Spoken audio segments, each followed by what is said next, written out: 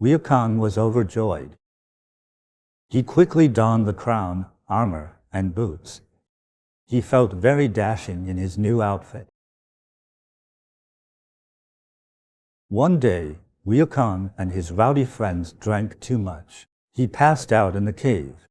In his slumber, two people put a huge iron chain over his head and dragged him away. They walked until they reached a sign that said, "Underworld. Your Majesty, terrible news. Someone is attacking us." Wukong said, "I'm from the Water Curtain Cave in Flower and Fruit Mountain. The natural-born sage, Sun Wukong. Don't you know I have self-cultivated and obtained immortality? My lifespan matches heaven, transcending the 3 realms. And I'm no longer within the 5 elements. How dare you try to capture me?" The judges brought out a big stack of large books. They looked through the books, searching for Sun Wukong. They finally found where it was written. A natural-born stone monkey lives 342 years and peaceful passing. Wukong took a brush and with a couple of strokes, removed his name and lifespan from the records. After Wukong fought his way out of the underworld, he had just reached the Flower and Fruit Mountain when he stumbled and woke up. He realized that everything that had just happened was a dream. But why did it feel so real? Journey to the West, Episode 4. Sun Wukong quits. This is beneath me. In the heavenly realm, one day during the morning court session, the Dragon King of the East Sea and Earth Store Bodhisattva came to see the Jade Emperor to protest about Sun Wukong. They talked about him stealing from the Dragon Palace and taking the gold-tipped staff and divine armor. He also went to the underworld, the realm of the dead, and erased his and his monkey's names, along with their lifespans from the records of life and death. How are we supposed to do our jobs? Jade Emperor, he's disrespecting not just us, but you especially. You're the supreme ruler. How can this be allowed? The Jade Emperor said, "You guys go back first. I will soon send troops to capture him." Then the Jade Emperor asked the celestial ministers, "When was this demon monkey born? What is his background? What is his origin? Who knows?" 2 deities stepped forward, one named Sharp Eye, the other named Keen Ear. This monkey was born from stone over 300 years ago. At first, we didn't think much of it. It was just a monkey. But in recent years, he learned self-cultivation and became immortal. He's a force of his own now. The Jade Emperor asked the court, "Which of you will go down to capture him?" Right then, an old deity stepped forward. It was the famous Evening Star. He was a good deity, especially compassionate and kind. The old deity spoke. "In the 3 realms, humans and monkeys are not that different. Both can cultivate to become immortal. This monkey was born from the energy of heaven and earth, sun and moon, and he cultivated to become an immortal. If we destroy him, it would be a great pity. I humbly request your Majesty's compassion. Issue an edict to summon him to heaven and grant him an official position. It would be like detaining him in heaven in a way. If he performs well, you can reward him. If he causes trouble again, it will be easier to capture him. This way, we won't need to mobilize a large force. And we can manage him well. Isn't that a good thing?" The Jade Emperor was very pleased. "Evening Star, your idea is very good. Let's do it your way." Evening Star received the imperial edict and quickly descended to the Water Curtain Cave. He went to summon Sun Wukong to heaven. He introduced himself to Sun Wukong. "I am Evening Star, an official from the heavenly court. A great opportunity has come for you. The Jade Emperor wants to invite you to heaven to receive an official celestial title. Do you know what this means? You will become an officially recognized immortal. This is fantastic news. This is great, Wukong replied. When do we leave then? Can we go now? And so, he went to the heavenly court. Evening Star and Wukong rode the clouds to the heavenly palace together. They arrived at the Hall of Divine Mist. But after arriving at the court and seeing the Jade Emperor, Wukong just stood there straight and tall, no nodding, bowing, or showing any courtesy. The Jade Emperor asked, "You're that demon monkey?" Wukong replied, "That's me." All the other immortals were shocked. What a wild monkey! How can he not bow before the Emperor? No manners, no respect. Truly disgraceful. Everyone, even immortals, must show respect to the Jade Emperor. The Jade Emperor is no ordinary immortal. This monkey doesn't understand etiquette. However, the Jade Emperor is a virtuous and noble deity. Seeing the monkey's behavior, he said, "Sun Wukong, you're a demon immortal from Earth. You have just gained human form and don't know the rules. I won't hold this behavior against you." The Jade Emperor then asked court officials, "Are there any vacant positions available?" At this moment, the god of military arts stepped forward and said, "We are in need of a manager for the imperial stables." The Jade Emperor then decreed, "All right, let Sun Wukong assume the position of Bimawen and manage the heavenly horses." Everyone urged Wukong to express his gratitude. Wukong simply said, "Okay, thanks," and then joyfully went to take his new position as Bimawen. He arrived at the stables where over 1,000 heavenly horses were kept. It was magnificent. The monkey was very pleased, as he had a fondness for speed. Watching the horses soar and run freely, the monkey king himself felt really elated. He grew very fond of these celestial horses. Day and night, he accompanied and cared for them, having fun while he did so. Riding horses, petting them, he was so delighted. Before he realized it, half a month had passed. The horses under his care were very well fed and full of energy. Everyone was happy. One day, a group of minor officials gathered to drink and chat. They invited Sun Wukong too. They talked about everything under the sun. Something in the conversation made Sun Wukong alert. He asked them, "My friends, what is the rank of my position as Bimawen? What rank of official am I?" Everyone responded, "You have no rank." "No rank? Then it must be something big," Wukong said. "No, it's not big. In fact, it's small, it's insignificant. It's not even really counted. You're just a minor pawn, really. Such a small title. Yes, if you make a mistake, or if any of the horses get sick, you'll be held responsible and punished." Upon hearing this, Wukong's anger ignited. He gnashed his teeth and said furiously, "How dare they look down on me? I am the king of Flower and Fruit Mountain. How dare the Jade Emperor belittle me like this? I quit." With a huff, he tipped over the table, threw his staff, and fought his way out of the southern gate. In an instant, he flew back to Flower and Fruit Mountain. The monkeys all exclaimed, "Our king is back." They shouted, "Oh, we missed you so much. You finally returned. Great king, please, have a seat on your throne. You are our king, everyone must come and pay respects." An old monkey asked, "My king, what position did heaven give you?" Wukong thought, why bring up such a sore subject? Forget about it. It's hard to speak about, it's too humiliating. The Jade Emperor couldn't see that I was brilliant. He only gave me the title of Bimawen. He sent me to take care of his horses. I had no rank at all. Today I finally got what was going on. So, in a fit of anger, I quit.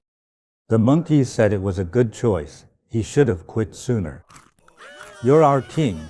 Everything on Flower and Fruit Mountain is yours. It's our honor to serve you every day.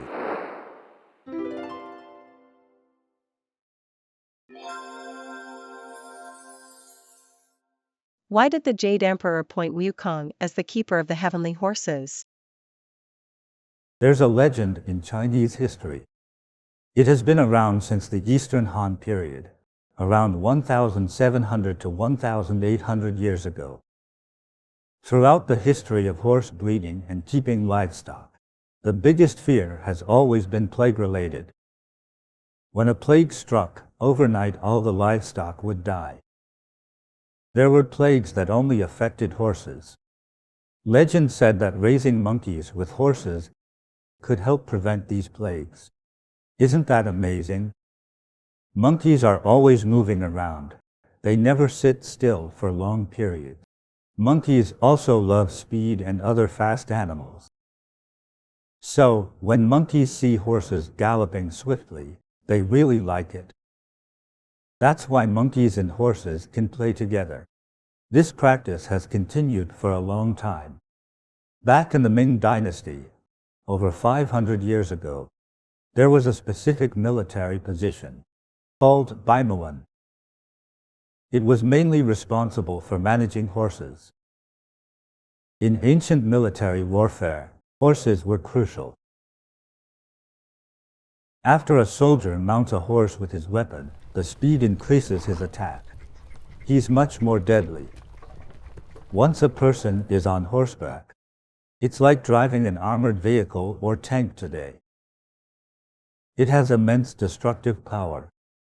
For example, the force of one cavalryman would equal 10 to 12 infantrymen. That's how powerful they were. The key lay with riding the horse. In ancient cavalry units, horses were extremely valuable. So, the highest ranking officer in charge of horses was called Bimawen during the Ming Dynasty. The Jade Emperor saw this fact clearly. He thought he'd found a very suitable job for Sun Wukong. Only after Sun Wukong started the job did he realize that he was a natural at it. Taking care of horses brought him great joy and happiness. The Jade Emperor is good at recognizing talent. Sun Wukong liked his job very much, so why did he become furious and resign as soon as he knew it was an insignificant position? If we discuss this matter from the perspective of today's youth, it becomes very relevant. For example, a young person graduates from a prestigious university with excellent grades.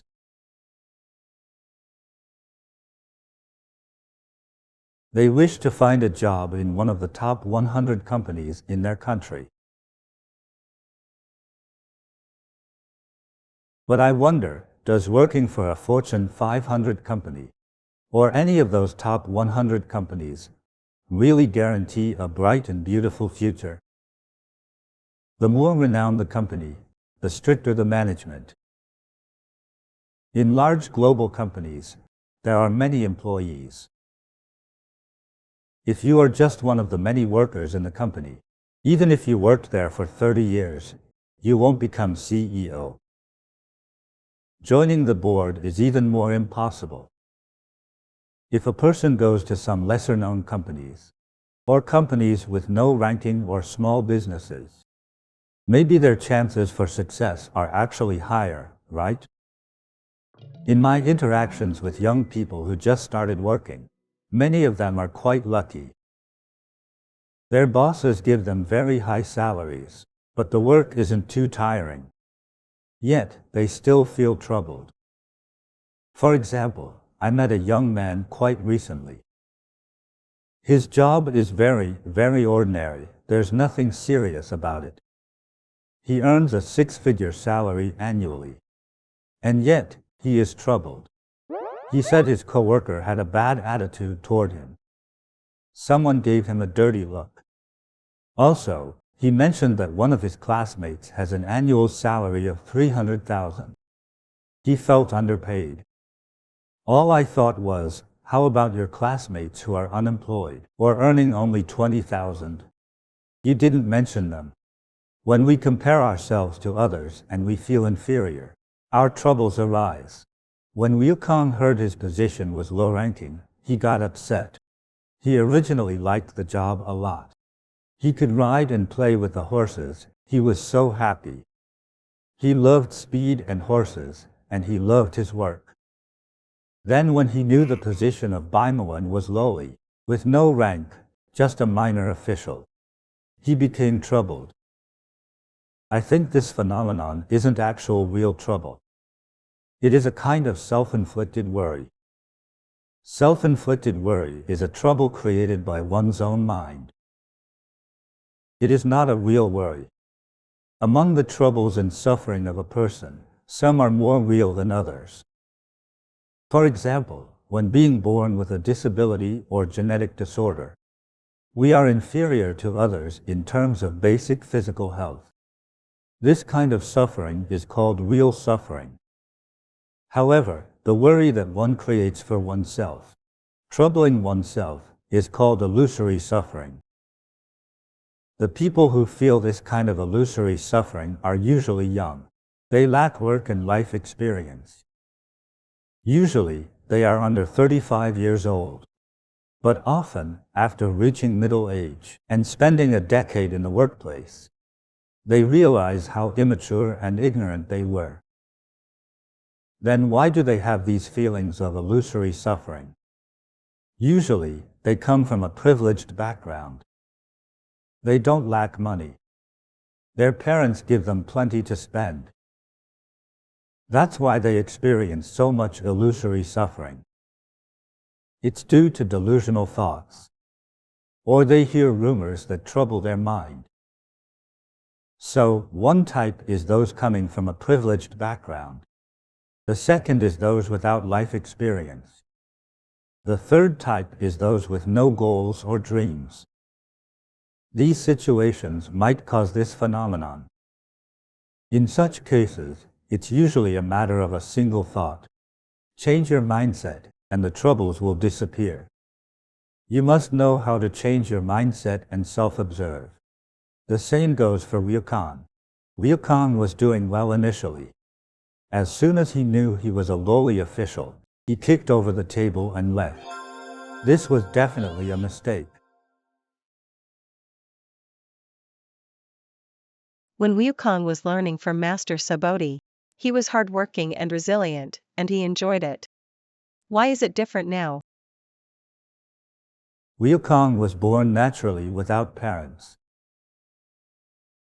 At that time, he had no skills whatsoever. But he had a dream to pursue. He wanted to be immortal.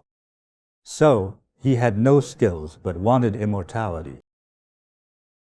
When he went to see Master Subodhi, he was very humble. Only through humility could he impress the master and gain the abilities he desired. He was also very diligent and kind. But after he gained special abilities, he mastered the 72 transformations and also acquired a powerful weapon. Also, his weapon and abilities could transform endlessly. He had become truly skilled. It was the beginning of a successful venture. At this time, people's arrogance and impatience arise.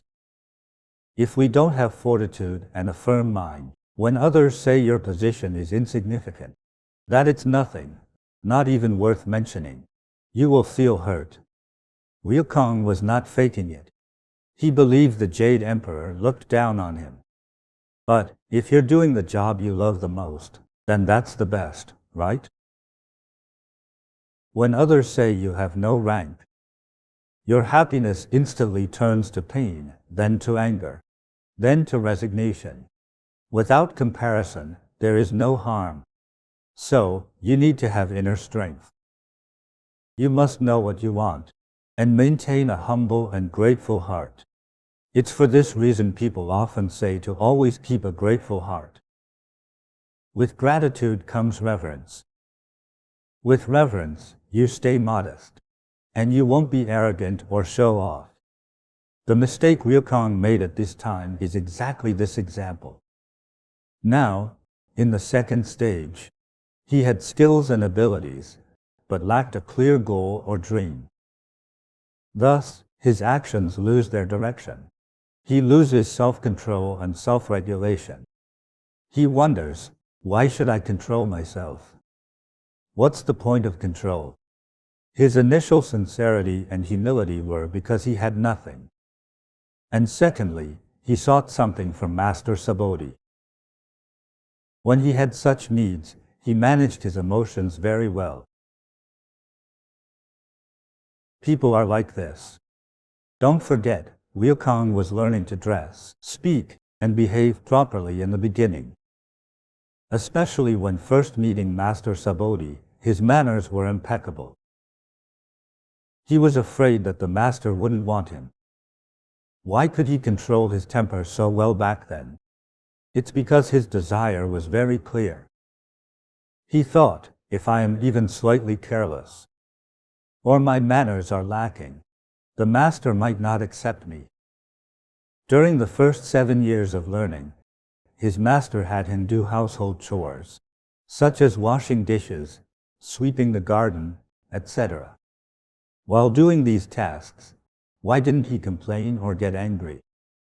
He was afraid his master would stop teaching him and send him away. When he learned his transformations and got the somersault cloud and staff, he felt like he was king of the world. It's true, he indeed achieved something significant.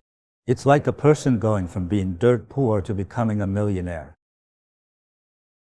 At this point, he wouldn't listen to anyone. Why? Because he felt he had become a success. That he'd personally obtained a password to heaven, or the key to an underground gold vault. The truth lies with me. What right do you have to criticize me?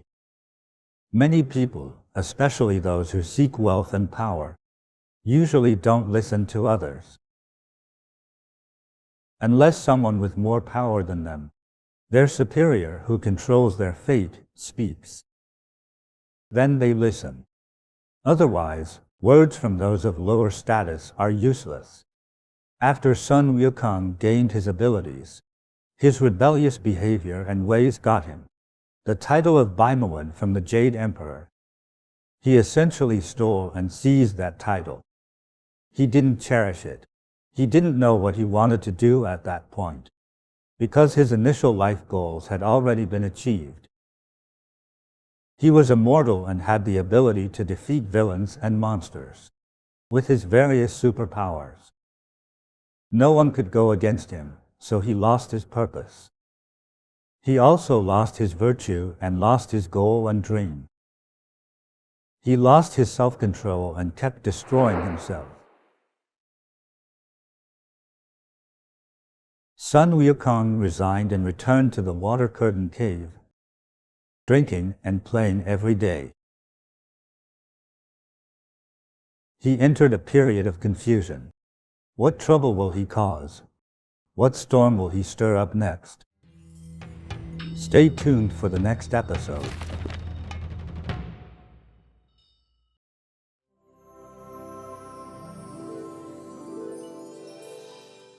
The great merciful and compassionate Guanyin Bodhisattva seeks out all who are suffering. 1,000 hands protect all sentient beings. 1,000 eyes observe the world. Offering to the 1,000-armed Guanyin Bodhisattva is the most fundamental way to resolve clashes and disasters in the Year of the Dragon and among the 2024 Tai Sui zodiac signs. May Bodhisattva bless you with auspicious protection, safe travels, health, longevity, wealth, and illumination.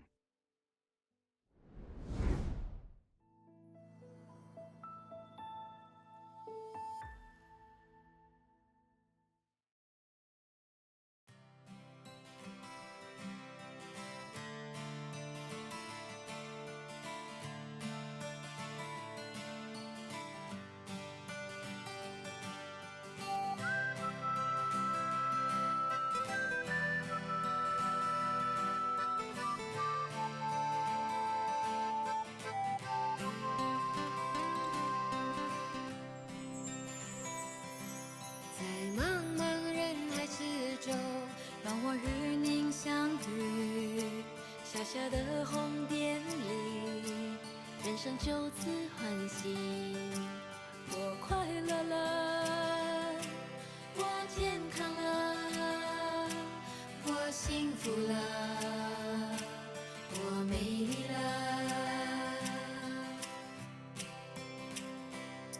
在茫茫人海之中，让我与你相遇。小小的红点里，人生变得神奇。我智慧了，我宽容了，我慈悲了，我自在了。